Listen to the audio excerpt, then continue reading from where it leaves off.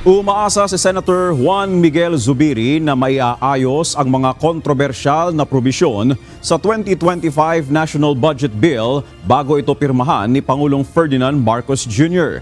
Sa isang text message sa media, sinabi ni Zubiri na maiiwasan ang posibleng legal action sa Korte Suprema sa sandaling maiayos ang mga naturang controversial provisions. Maaari anyang maglabas ng desisyon ang Korte Suprema at ideklarang labag sa konstitusyon ang budget na posible namang magresulta ng pagkaantala sa implementasyon at bisa nito. Nakatakdang pirmahan ni Marcos ang 2025 General Appropriations Act na naglalaman ng 6.3 trillion peso budget sa December 30.